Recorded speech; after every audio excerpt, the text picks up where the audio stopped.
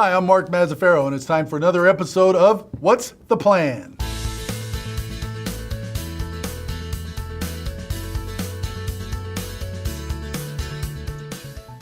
And with us, as always, on What's the Plan is Community Development Director Barton Brierley. Barton, thanks for being here today. Good to see you today, Mark. Good to see you too, my friend. And as usual, and we almost say this every episode now, you're very busy down there, aren't you? We are very busy. A lot of development going on and a lot of projects we're working on. Yeah, and speaking of projects you're working on, this is one that's kind of been simmering along and it's finally boiling to the surface, I guess you could say, and that's bed and breakfast inns, along with vacation homes and some other things. So let's talk about it. Do we allow bed and breakfast inns right now in the city? Well, we don't, unless you're zone commercial, which not very many houses are. So the zoning code actually doesn't allow a home in a residential zone to be converted to a bed and breakfast right now. Okay, so what's bringing this up? Why now, as opposed to any other time? Well, over the years, we've had some inquiries from people, especially people who live near the downtown area that said, hey, maybe I'd like to convert my house, use it as a bed and breakfast, or buy that house for a bed and breakfast. Right. And our answer's been no, we don't allow it. And the city council was taking some interest to it and thought we should at least look into it. And so they've asked us to take a look and see if we should be allowing it possibly in some areas. It seems to me that there are areas of town that would be more conducive to B&Bs than others. What areas are we looking at right now? Well, for starters, we're looking at areas adjacent to downtown, particularly Buck Avenue. That's the couple blocks just west of downtown. There's a number of older homes there, larger ones that we could be suitable for a bed and breakfast, and so that's where we're starting to look. Might expand to other areas if there's some interest. The first time I went to a B&B, and it's not like every couple of weeks I go, but I have been to a few, some in Monterey, Pacific Grove. My first thought was, I'm not going to like this, right? I feel like I'm staying in a stranger's house, right? But once I got there, it was great, that it brought a level of comfort and familiarity that you don't get in a hotel room, Yes. So I can see why they'd be very, very popular, and I think Buck Avenue would be a good spot for those. Just the setting alone is very nice. Yeah, I've been places where the celebrities stay at the bed and breakfast. That's where the very high end clients want to stay, and it could be very comfortable, just even for a weekend getaway for a couple to go somewhere different. Right. We stayed, experience. One time my wife and I stayed at a place called the Martine Inn, which apparently some B&B magazine had called it the most romantic place in all of Monterey County. Right? It was pretty nice, I'm not a very romantic guy, but it was lovely, and they have a big dining room, and you can either, join other people or be off on your own. It was great. So I think this is something our town definitely needs. So what kind of standards are we looking for? Well, we're looking at the basic standards of parking. When guests come, where do they park? How do you incorporate that in the neighborhood? So if there's residents nearby, you're not disturbing them. How do you keep the historic character of the home? How many guest rooms can you have? Those are the basic standards we're looking at. And it seems to me, and again, I'm no B&B expert, but we're talking about 5 or 6 rooms, usually 8 maybe at the most. That's part of the charm and the quaintness of the B&B. Yes, probably 5 would be a maximum. Mm-hmm. Anything other than that's really getting into more of a hotel. Right. Bed and breakfast. So how about events, weddings, etc.?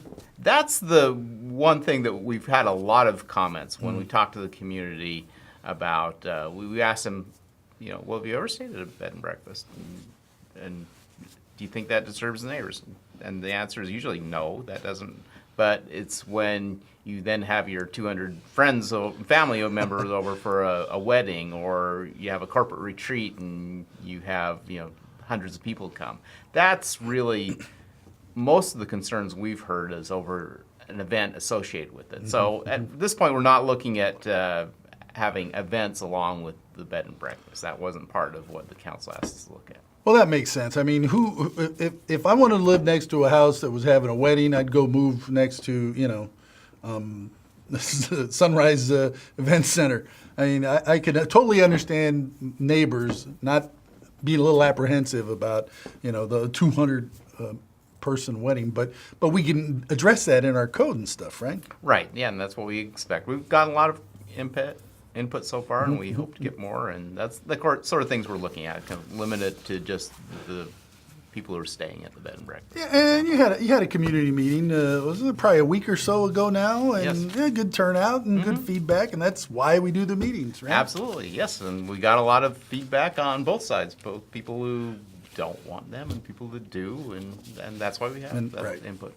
And then somebody has to decide, Yes, and that's the city council, hopefully, that's where this is going. it's a tough job. All right. Well, along with B&Bs, another one that comes up is coming up more often now. Certainly is with the advent of Airbnb in those places is people renting their homes, either rooms or homes, complete homes as vacation rentals. Is that something that's allowed or? It actually is not. Yeah, I Our didn't think code so. right now does not allow you to rent your house for a time less than 30 days. So, overnight stays are not allowed. So we get that question, can I do it? And the answer is actually the zoning prohibits it at this point. Yeah, but people are doing it. Yes. Yes, we do know that. And it's interesting because we've asked, okay, so people are doing it.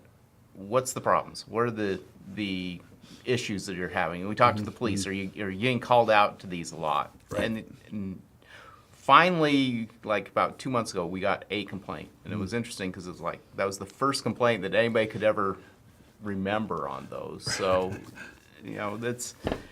they're not allowed, but we also don't see a whole lot of issues Right.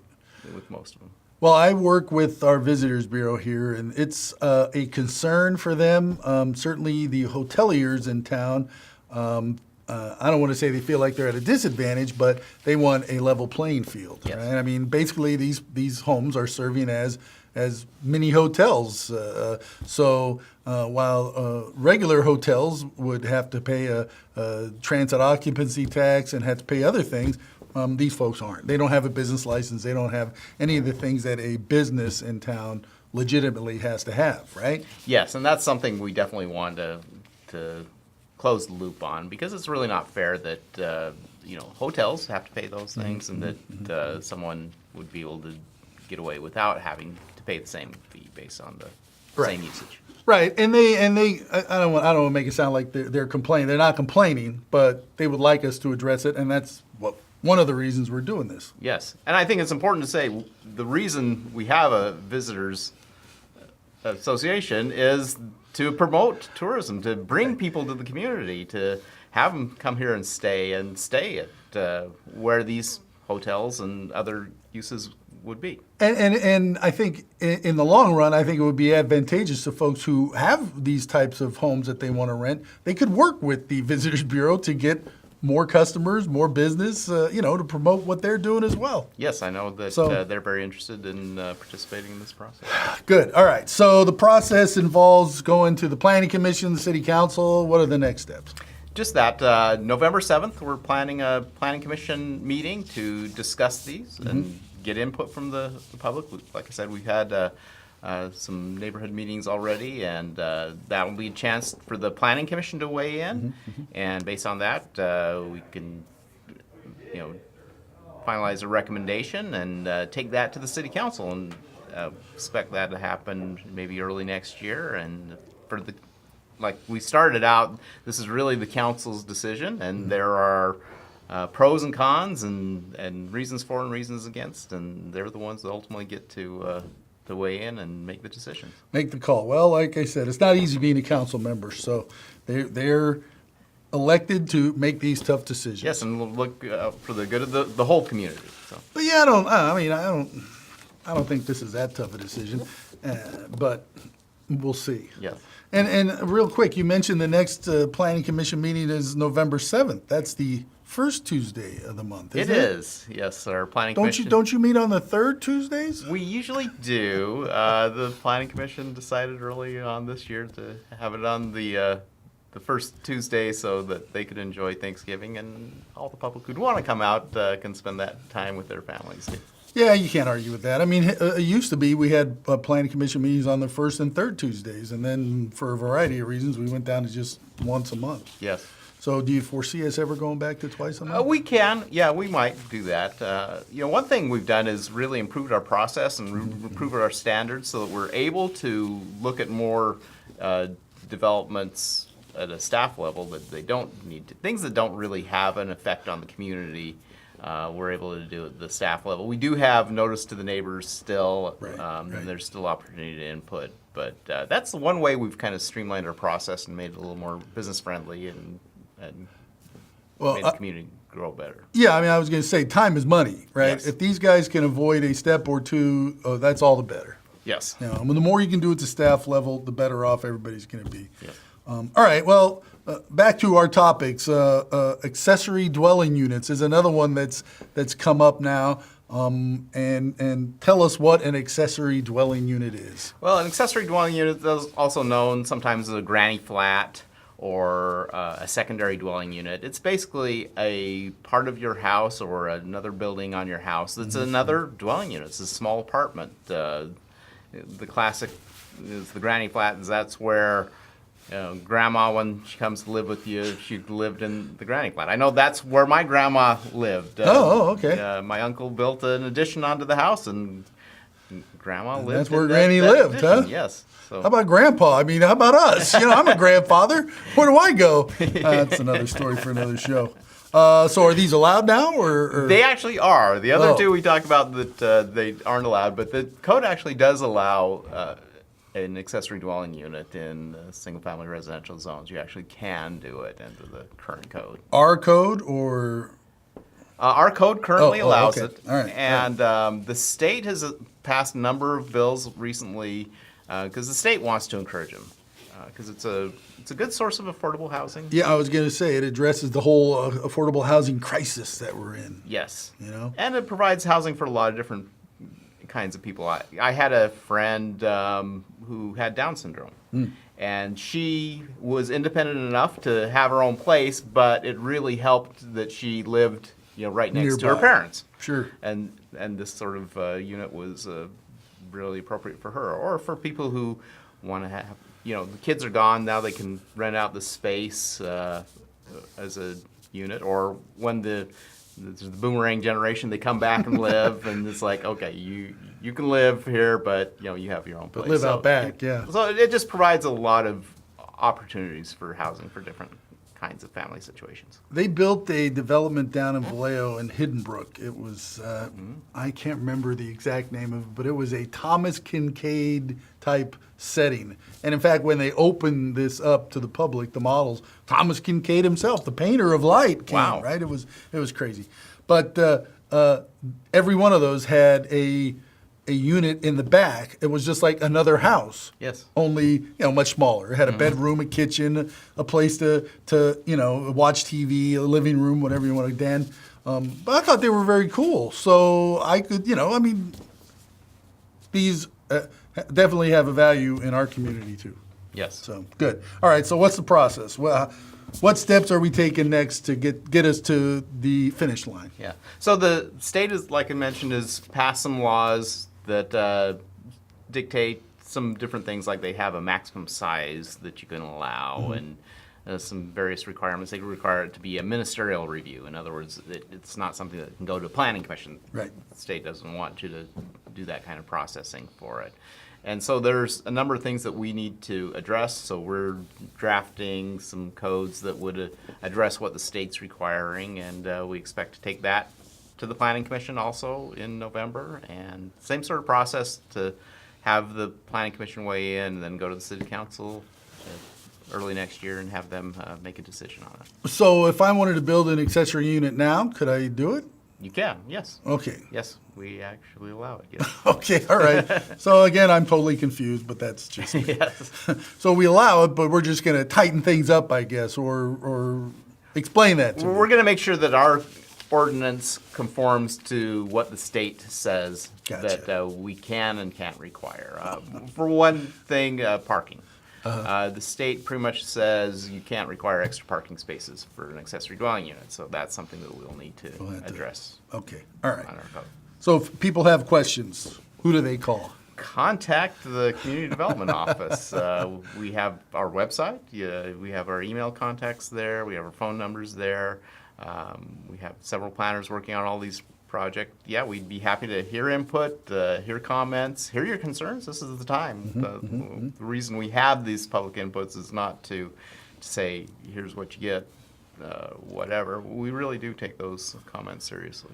And you mentioned your section of the website. I have to admit, I love it. It's robust. You and your team are doing a great job on putting a lot of info on there, and there's a lot of tools on there people can use to both apply for permits or see where their permit is, or even do their own research. You know, I had a woman call me today who was sure that her neighbor is doing work without a permit, and I looked it up. And there was the permit, you know. Yes. And I said, you might want to check out our website. Oh, okay, thank you. So it's a great tool. Yes, if you're looking at buying a house, they did this addition. Is there any permits? You can actually go on the website, punch in that address, and say, oh yeah, they did get a permit for that. And you can look up information about projects. We have all these projects online. All the new developments coming in, we have information on there. So what's going in that spot? We have information about these code amendment projects we're doing. So yes. I didn't see anything about the Trader Joe's or Cheesecake Factory. Is that somewhere? It's coming soon, I guess. Huh? Of course. Yes, it's wow! always, Hey, you heard it here always, first. Okay, no Trader Joe's, no Cheesecake Factory. Yeah, we'd love them for now. Yes, everybody would love them. That's probably the number one question that you get asked, I get asked. We would love to have them here, and there's no reason they can't come here other than their They're not corporate coming decision. here right now. Yeah. But we are getting a Noah's Bagels. So you're getting ready to put the sign up. Yes, we are getting Noah's Bagels, which bagel aficionados are really excited about. Good New York bagels. They're dancing in the streets Yes. over Noah's Bagels. Likewise, Dutch Brothers. I posted a picture of the construction, the current state of construction of Dutch Brothers, and our Facebook page almost crashed with people expressing their joy over how I don't have to go to Dixon or Fairfield anymore to get a good cup of coffee. Yeah. Yeah, I might have to argue that point. I think there's plenty of places in town to get a good cup of coffee. Yes. But there is no place in town to get a cup of Dutch Brothers coffee. That's right. So we're fixing that. Yes, and we're fixing. There's going to be another place to get a Starbucks cup of coffee in case there wasn't enough options there. There's Rock and Brews coming in. Oh, Rock and Brews. They're opening in December. Yes, plenty of places to get beer if you want to go to BJ's, University of Bill, Rock and Brews, It's Brass Tap. unbelievable. A little birdie told me that Gene Simmons and Paul, I can't remember the other guy's name. Sorry, Paul. Paul Stanley will be here for the grand opening. They are going to be here. So we're going to hold them to it. All right. So we're all looking forward to that. And Yes. I encourage everyone to put on their Kiss makeup and go down there to although I doubt that they'll be wearing Kiss makeup for this thing. But you never know. You never know. Yeah. Well, listen, Barton, thank you very much for giving us an update on what's going on in your department. And thank you all for watching this episode of What's the Plan? We'll see you next time.